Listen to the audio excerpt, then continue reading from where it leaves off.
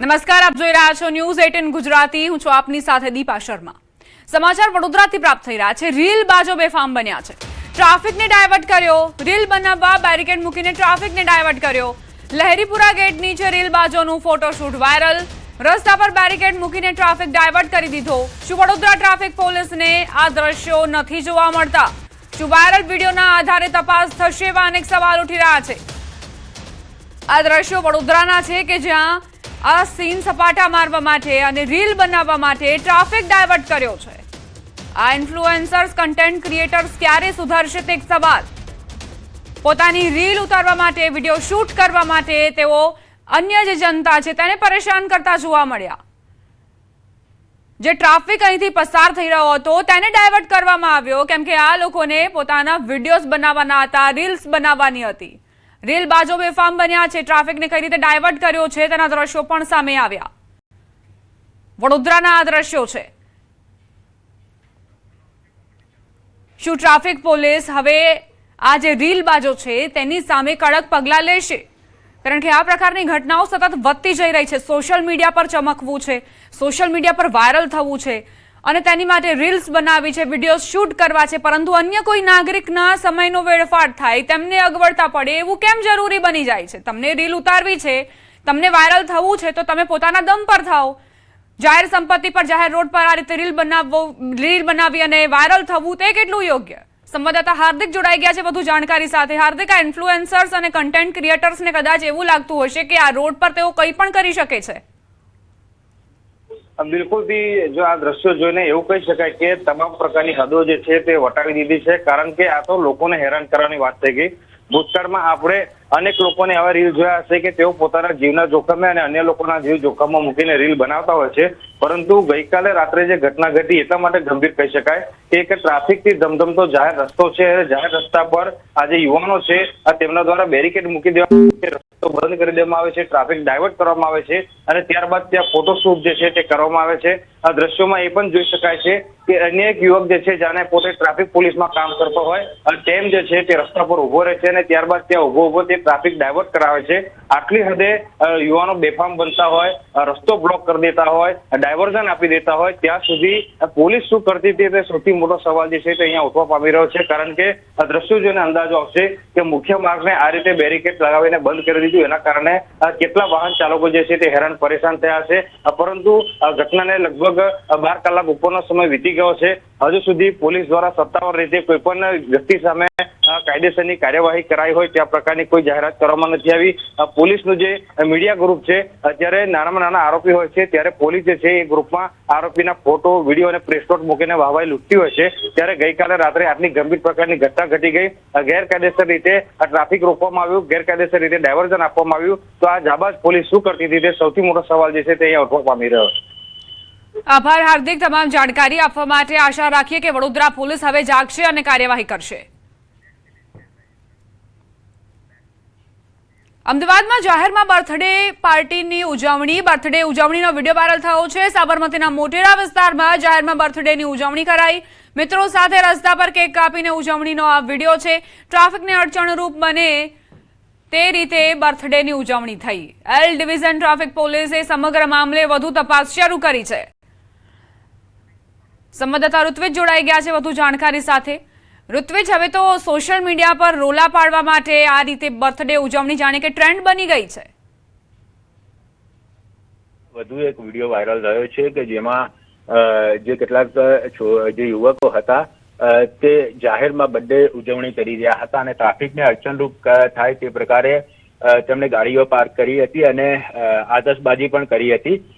જ્યારે આ વિડીયો છે સોશિયલ મીડિયાની અંદર વાયરલ થયો હતો ત્યારે પોલીસ દ્વારા વધુ તપાસ કરવામાં આવી હતી અને વિડીયો મોટેરા વિસ્તારનો હોવાનું બહાર આવતા હાલમાં એલ ડિવિઝન ટ્રાફિક પોલીસ દ્વારા આ મામલે ગુનો નોંધવામાં આવ્યો છે અને વધુ કાર્યવાહી શરૂ કરવામાં આવી છે।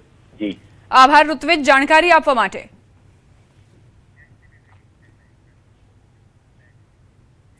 વાપીના ગીતાનગર જે ટાઈપ રોડ પર રાત્રે યુવકોના બે જૂથ વચ્ચે બબાલ થઈ હતી, જેમાં અંગત અદાવતમાં માફી માંગ્યા બાદ પણ એક યુવક પર ચપ્પુ વડે જીવલેણ હુમલો કરવાની ઘટના બની। આ સમગ્ર ઘટના સીસીટીવી કેમેરામાં કેદ થઈ હતી। આ મામલે પોલીસે 4 યુવકો સામે ફરિયાદ નોંધી છે। હુમલામાં ગંભીર રીતે ઘાયલ પિયુષ નામના યુવકને વલસાડ સિવિલ હોસ્પિટલ ખસેડાયો હતો. મોડી રાત્રે સુમસાન રોડ પર બનેલી આ સનસનીખેજ ઘટનાના દ્રશ્યો સીસીટીવી કેમેરામાં કેદ થયા હતા.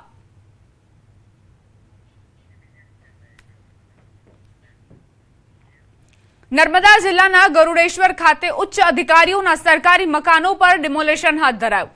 5 અધિકારીઓના બંગલાઓનું ડિમોલેશન કરાયું, જેમાં આરવી બારિયા અને એલએમ ડિંડોર 2 અધિકારીઓ દ્વારા હાલ સ્ટે લાવવામાં આવ્યા છે. અધિકારીઓએ રહેવા માટે ફાળવેલ પ્લોટ ભાડે આપતા શરત ભંગ થતા કાર્યવાહી કરાઈ. ઉલ્લેખનીય છે કે સ્ટેચ્યુ ઓફ યુનિટી બનતા જમીનનો ભાવ વધતા 11 જેટલા તત્કાલીન ઉચ્ચ અધિકારીઓને તત્કાલીન કલેક્ટર આરએસ નીનામા દ્વારા પ્લોટ ફાળવવામાં આવ્યા હતા. વર્ષ 2019માં આ પ્લોટ ફાળવવામાં આવ્યા હતા, પરંતુ અધિકારીઓએ રહેવા માટે ફાળવેલ પ્લોટ અંગે શરત ભંગ થતા કાર્યવાહી કરાઈ છે.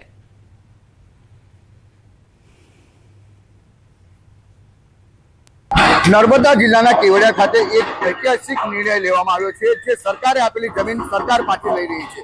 તમે જોઈ શકો છો તેમ કે જે આ ગરડેશ્વર પાસે આવેલ આ પ્લોટ સરકારે જ ફાળવવામાં આવ્યા હતા. ઉચ્ચ અધિકારીઓને ક્લાસ 1 અધિકારીઓને આ પ્લોટ ફાળવવામાં આવ્યા હતા. એમની શરત એટલી હતી કે જે અધિકારીઓ છે જેઓ પોતે જાતે રહી શકે અને પોતાના મકાનમાં રહી અને સ્ટેચ્યુ ઓફ યુનિટીની આજુબાજુ જ રહી શકે. ત્યારે જે શરત ભંગ કરી છે, જે અધિકારીઓએ મકાનો તો બનાવી દીધા પાકા કરોડો રૂપિયાના જે મકાનો બનાવેલા છે, જેને હાલ ડિમોલેશનની કામગીરી ચાલી રહી છે. કહી શકાય કે જે આ શરત ભંગ એવી છે કે જે તે સમયે જે જમીન ફાળવવામાં આવી હતી ત્યારે એના બાંધકામની મર્યાદા હતી કે આટલા સમયમાં બાંધકામ થવું જોઈએ અને આ બાંધકામ કર્યા બાદ એ જાતે રહી શકે, એને ભાડે પણ ના આપી શકે. પરંતુ અનેક કેટલા અધિકારીઓ જે ક્લાસ 1 અધિકારીઓ જેઓ મકાનો બનાવી દીધા અને ભાડે આપવા જતા આજે શરત ભંગ થઈ છે. એના શરત ભંગને લઈ એસઓયુ સત્તા મંડળ દ્વારા આ તમામે તમામ જે જગ્યા આપેલી હતી જે પરત લેવામાં આવી છે અને જે પાકા મકાનો છે જેને તોડી પાડવામાં આવે છે. જો કે વાત એ કરીએ છીએ કે જે ક્લાસ 1 અધિકારીઓ હતા જે પોતે મકાનો બનાવી ચૂક્યા હતા, જેઓએ આ જે અધિકારીઓને સાથ સહકાર પણ આપ્યો છે અને જાતે આ જે મકાનો બનાવ્યા છે તેને પોતાનો જે સામાન છે એ જાતે લઈ જાય છે અને આ જે જમીન છે એ પાછી શ્રી સરકાર પાસે થઈ જવાની છે. દીપક પટેલ, ન્યૂઝ 18 ગુજરાતી, નર્મદા. વડોદરાના માંજલપુર પોલીસ સ્ટેશનમાં એસીબીએ સપાટો બોલાવ્યો. 10,000ની લાંચ કેસમાં પીએસઆઈ મલ્લિકા પરમાર સામે કાર્યવાહી હાથ ધરાઈ. મારામારીના ગુનાના આરોપીને હેરાન નહીં કરવા અને જલ્દી જામીન આપવા માટે 10,000ની લાંચ મંગાઈ હતી. પોલીસ સ્ટેશનના વહીવટદાર જયકિશન ગામેતીએ મહિલા પીએસઆઈ વતી લાંચ સ્વીકારી હતી. તેણે કારના ડેશબોર્ડ પર પૈસા મુકાવ્યા હતા અને એસીબીએ તેને રંગે હાથ ઝડપી પાડ્યો. આ ઘટના બાદ મહિલા પીએસઆઈ મલ્લિકા પરમાર ફરાર છે. એસીબીએ પીએસઆઈને ઝડપી પાડવા કાર્યવાહી હાથ ધરી છે.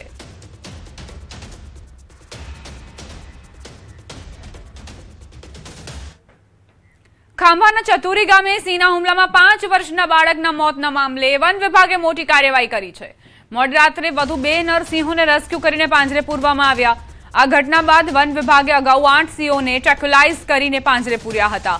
આમ ચતુરી ગામેથી 4 દિવસમાં કુલ 10 સિંહોને રેસ્ક્યુ કરાયા છે. વન વિભાગ દ્વારા સતત ચોથા દિવસે સિંહોને પકડવા માટે મેગા ઓપરેશન ચલાવવામાં આવી રહ્યું છે. સંવાદદાતા રાજન જોડાઈ ગયા છે વધુ જાણકારી સાથે. રાજન, 2 સિંહ પાંજરે પૂરવામાં આવ્યા છે, તેમનું રેસ્ક્યુ કરવામાં આવ્યું છે, શું વિગત? દીપા, 4 દિવસ પહેલા ખાંભાના ચતુરી ગામે જે કાળજુ કંપાવનારી ઘટના બની અને એક 5 વર્ષના બાળકને ફાડી ખાવાની ઘટના જે સામે આવી, આ ઘટનાને વન વિભાગ દ્વારા ખૂબ જ ગંભીરતાથી લેવામાં આવી છે અને ચતુરી આસપાસમાં જેટલા સિંહોનો વસવાટ છે તમામ સિંહોને અત્યારે પાંજરે પૂરવાની કામગીરી હાથ ધરવામાં આવી છે. સૌથી પહેલા 5, ત્યાર પછી 3 અને ગત મધરાત્રે 2 સિંહોને પાંજરે પૂરવામાં આવ્યા છે. ચતુરી ગામ અને આસપાસના વિસ્તારમાંથી કુલ 10 સિંહોને પાંજરે પૂરી અને તેમના સેમ્પલ લેવામાં આવશે. વન વિભાગ આ સમગ્ર ઘટનામાં કોઈ કચાશ રાખવા ન માંગતું હોય, કેટલા સિંહોએ આ બાળકનું માંસ આરોગ્યું છે તે તપાસનો વિષય છે. એટલા માટે સમગ્ર વિસ્તારમાંથી અત્યારે સિંહોને પાંજરે પૂરવા માટેનું એક ઓપરેશન હાથ ધરવામાં આવ્યું છે. દીપા, આભાર રાજન જાણકારી આપવા માટે. રાજકોટ સિવિલ હોસ્પિટલમાં વધુ એક બેદરકારી સામે આવી. અહીં દાતાઓ દ્વારા દાનમાં મળેલી 6 જેટલી ઈ રિક્ષા ધૂળ ખાતી હાલતમાં જોવા મળી. એક તરફ સિવિલ હોસ્પિટલમાં અનેક વખત સ્ટ્રેચરમાં દર્દીઓ હેરાન થતા હોય છે, કેટલાક અશક્ત દર્દીઓની અવરજવર માટે તેનો ઉપયોગ કરાતો હોય છે. બીજી તરફ ઈ રિક્ષા ધૂળ ખાતી જોવા મળી.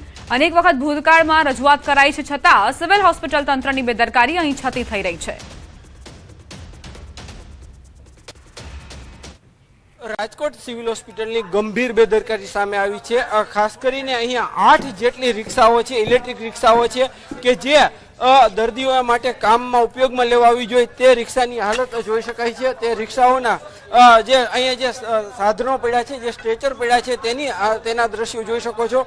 આ કેવી હાલતમાં આ જે છે આ દ્રશ્યો છે કે જે રીતના અહીંયા સ્ટ્રેચર છે, આ સ્ટ્રેચર જે ખરાબ હાલતમાં છે. અલગ અલગ જે છે એ સંસ્થાઓ દ્વારા આ ઇલેક્ટ્રિક રિક્ષાઓ જે દાનમાં દેવામાં આવી છે, પરંતુ આ સ્ટ્રેચરની હાલત જોઈ શકાય છે. અહીંયા ધૂળના થર જામેલા છે, બાવા જામેલા છે અને આ રિક્ષાને છેલ્લા ઘણા સમયથી આ કોઈ જે છે ઉપયોગમાં ન લીધી હોવાનું સ્પષ્ટ રીતે સામે આવી રહ્યું છે. સામાન્ય રીતે જો કોઈ દર્દીઓ આવતા હોય તો એ દર્દીઓને જે છે તેમને દરવાજેથી જે તે વોર્ડ સુધી લઈ જવા માટે આ રિક્ષાનો ઉપયોગ કરવાનો હોય છે. સ્ટ્રેચર માટે જે છે સ્ટ્રેચર છે તે આ જગ્યાએ ઉપયોગમાં લેવામાં જે આવતો હોય છે, પરંતુ આ જે રિક્ષા છે તેમનું કોઈ જ જે છે ઉપયોગમાં લીધા વગર અત્યારે અહીંયા ધૂળ ખાઈ રહી છે અને અત્યંત ખરાબ હાલતમાં છે. ત્યારે અહીંયા જોવાનું એ રહેશે કે જે તંત્ર છે તે આ રિક્ષાનો ક્યારે ઉપયોગ કરશે અને ગરીબ દર્દીઓને ક્યારે તકલીફમાંથી રાહત મળશે. હાર્દિક જોશી, ન્યૂઝ 18.